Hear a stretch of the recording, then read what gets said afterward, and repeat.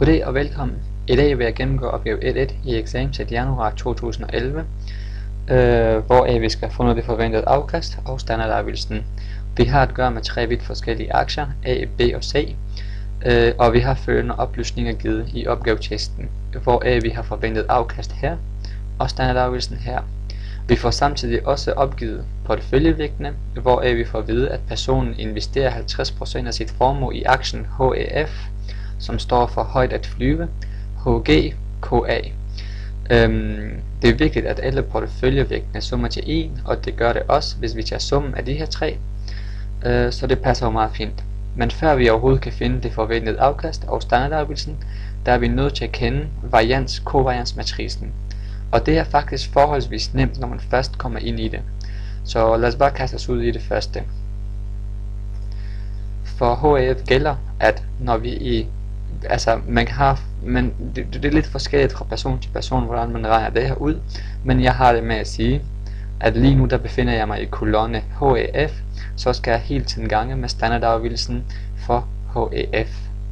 Så den første her, kolonne HEF, gange med standardafvigelsen af HEF, og gange med standardafvigelsen af HEF igen.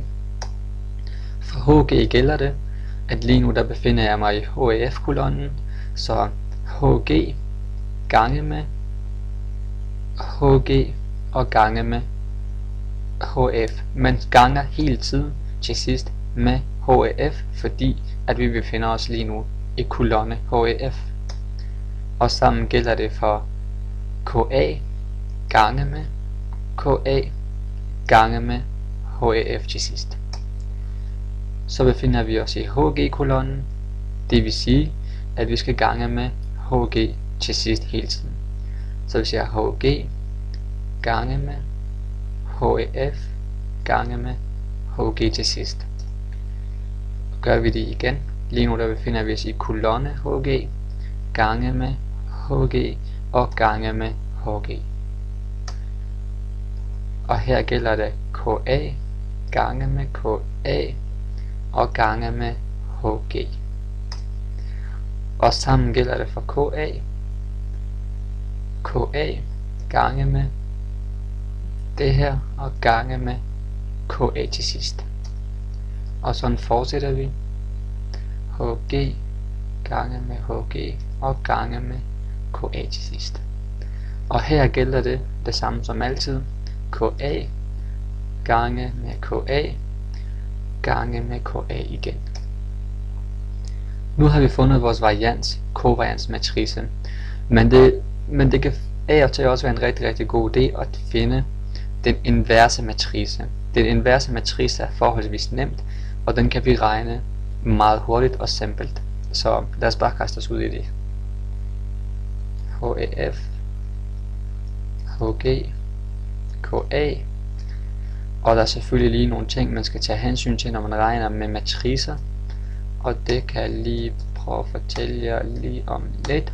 Når det er, man har at gøre med matricer, så skal man markere alle de celler, man gerne vil have tal i. Og så går man herop, trykker at lige med, og der skal vi bruge min vært funktionen. Og så tager vi alle vores resultater fra kovariansmatricen, parentes slut. Og husk på, at når I har at gøre med matricer, så skal I holde Ctrl og Shift inde, samtidig mens I trykker på Enter. Så langt så godt. Nu har vi fundet vores kovariansmatrice.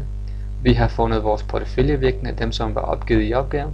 Og nu kan vi så begynde at regne vores R-tangent, sigma opløftet i anden, og sigma R-tangent, det er det forventede afkast, og sigma, det er standardafvigelsen. Trykker her, går op og skriver er lige med. For at vi kan finde det forventede afkast, skal vi tage M-produkt.